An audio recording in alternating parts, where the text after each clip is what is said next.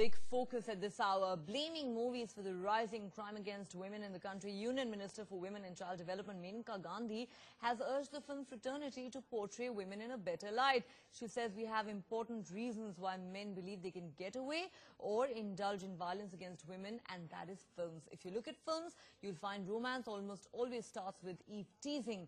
Infuriated with such a statement, Bollywood has hit back at the Union Minister, saying films mirror the reality of our society. I'm talking about feature films in every language in India. You will find that romance almost always in every film starts with Eve-Teasing. The man and his friends will surround a woman, be mean to her, trip her up, show her down, abuse her, touch her inappropriately, and then slowly she falls in love with him. Always the medium starts with violence. And when we talk about films today, they're exactly the same as films of the 1950s in the same method.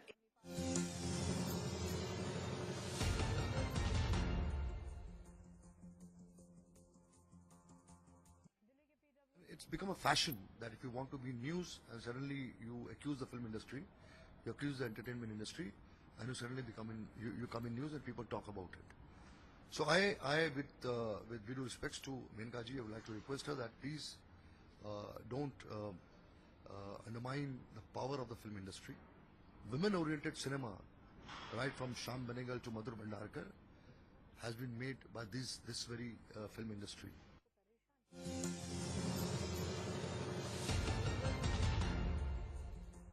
There is increasing crime in society, so Bollywood or any movie would just reflect that. So how could you hold the movies, and especially Bollywood movies, responsible for spreading and increasing crime? So this is an absolutely atrocious statement to make. These kind of comments have come in the past. Concerns have been raised in the past. Because in real life this does not happen, that a boy is going to be teasing a girl, stalking her, troubling her, and then she'll turn around and say, I love you. And such a portrayal creates problems, may create problems in society, because somebody may get influenced by it and then decide to stalk a girl, may even cross the line, and it's dangerous. So I think society, Bollywood, everyone must think about what we need to do to make our society better. People who are not matured enough, people who don't have rational thinking to differentiate between the truth and the myth, they take it this way, ki, oh, they have shown in the film, so I will also copy and imitate. By and large, just to make money, just to make profit, the producers and directors pick up such kind of a topic where an artist is used, a woman artist is used to propagate. Movies add on to the problems of women, because mostly these days, or rather not just these days, but forever we've been seeing this, that stalking has been over a period of time glorified in movies. It is good if a girl says no and the hero chases the heroine. I mean, all these things, obviously, they bring such notions on ground, on platter, that these things must be done because the heroes are doing it. There is a censor board which looks into it and makes recommendations. So I think the censor board and Maneka Gandhi should work together and bring out a policy. To some extent, violence against women in films definitely impacts the youth who are in a sensitive age, and they are influenced by the films and accordingly try to enact out such things in their real life. And definitely, violent films have led to violent crimes against women. All right, let's now get some reactions to what Maneka Gandhi has said. Some would say a controversial statement, but there are many who also agree with the minister this time round. Brinda Adige, a women's rights activist, joins us on the phone line. Ms. Adige, what's your take on what the minister has said? She seems to think that Bollywood is to a large extent responsible for the growing incidence of crimes against women in this country, given their portrayal of so-called romance. I don't agree to a blanket statement like that made by Madam Maneka Gandhi, because we know that it is not just Bollywood, it is also regional films that look at women in this nature. We need to be cautious and understand over here the films are portraying what is happening in our families in our community, societies, and in our country. And what is happening is what is being shown in Bollywood, probably a little more fantasized and with a little more color. What are my systems doing? What is my government doing? How much can you actually blame Bollywood but not take any responsibility for way ministers, bureaucracy, and people in positions of power and authority behave towards women and demean women and look at women? And today, you cannot just say Bollywood is the only means of communication. You have the internet and its various facets. Right. You have the internet that is much more open, and there is no control. And far that you more can put on easily it. accessible perhaps than even Bollywood films. Brinda DK, I agree with the point that you're making about how the state, the government cannot abdicate its responsibility, which is to ensure law and order and safety of women in this country. But at the same time, when you talk about portrayal of, romance and love in Bollywood, perhaps some would say it's a bit of a chicken and egg problem. Let's get another voice in. Vivek Agnihotri, filmmaker, joins us on the phone line. Mr. Agnihotri, your first thoughts on what the minister has said. She's lashed out at your fraternity, saying it is you people who are responsible for a large extent for the growing incidence of crimes against women because of the way you portray love and romance in Hindi cinema. On a lighter note, I can say that whatever the ills in the society in India are, people are learning from our politicians. But that won't be the right thing to say. Because to generalize anyone, to say every politician is corrupt or every politician talks rubbish is also not right. See, films, of course, films I hate, and I have written many articles on news channels. Every time on my tweets you can see, I just do not like the vulgar movements in our dances, I do not like the kind of lyrics, the kind of dialogues which are there. But in the Indian films, we are an immature society, so are Indian films. We make fun of physically challenged people. We make fun of people who stammer. We make fun of people who are big in size. We make fun of black people. We make fun of all kinds of people. Right. Even if we show some foreigner, we make fun of Gora and all things like that. Kalua, we call people Right. Kalla and all those. So we generally, because why are they doing it? Try to understand, they're not idiots, They are doing it because when you have a film like Pink, of course, it got a lot of critical acclaim, which also teaches people Right. that when a girl says no, it means no. So that is great contribution of Bollywood. But that film doesn't do as much business as a film like Masti or Grand Masti, with just Right. it's so humiliating. जिसे हिंदी में कहते हैं कलंक है एक देश के ऊपर. Those films do hundreds and hundreds of crores.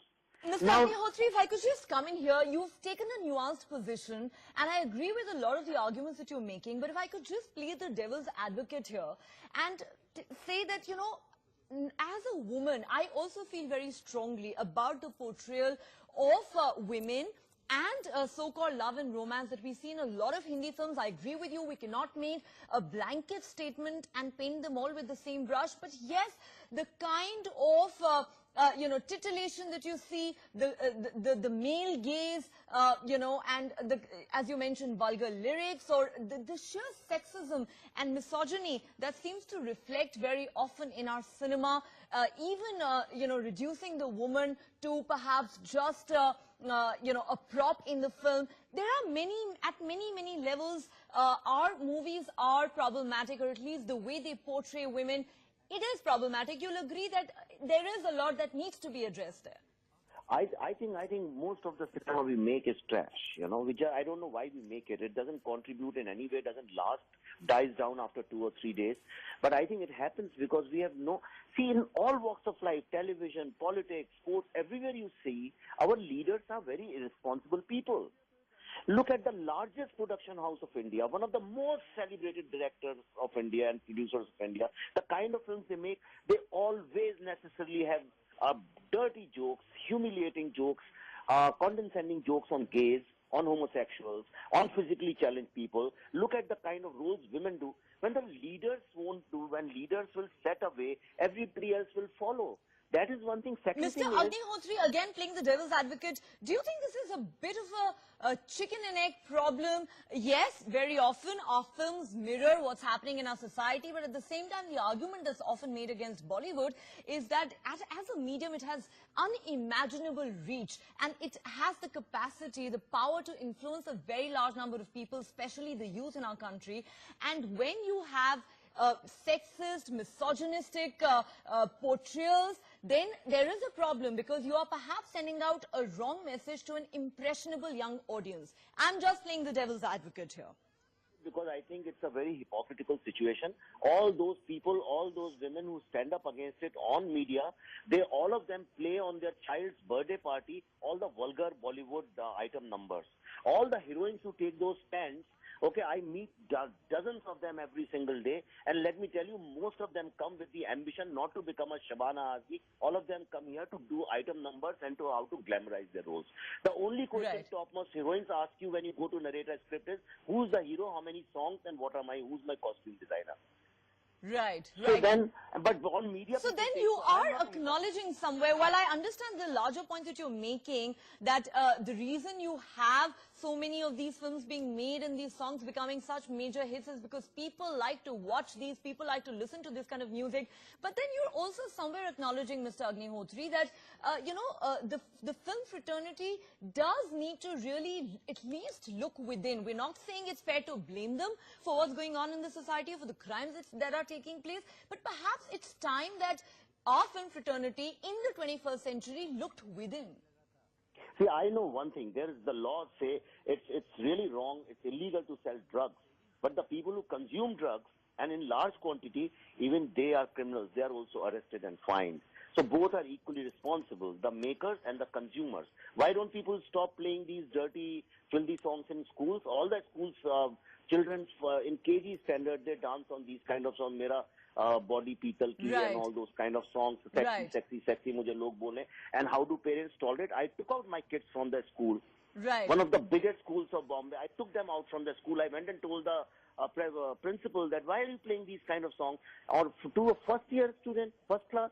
And she said, no, parents demand it. She told me, she said parents demand it. Parents demand it. It is a vicious cycle there, really, and somebody needs to break that cycle somewhere so that we can have one, more sensible and meaningful cinema that can perhaps make a real difference, and two, so that, this harassment of women that we see taking place on a daily basis on the streets of our cities, perhaps, stop somewhere. Of course, we're not saying that Bollywood alone can do it, but perhaps we all need to really take responsibility to some extent. But thank you very much, Mr. Vivek Agnihotri and Brinda Adigi, for joining us with your perspective on that story. I'm told we can now also go across to Ranjana Kumari, well-known women's rights activist, who also now joins us on the phone line. Ms. Ranjana Kumari, your take on what the minister has said. She seems to have sparked a debate, and the opinion on this is quite divided. There are those who are saying the government cannot abdicate its responsibility, which is to ensure safety of women. And then there is the other viewpoint that yes, our cinema is regressive, and at the end of the day, it has a vast reach. It is influencing a large number of people.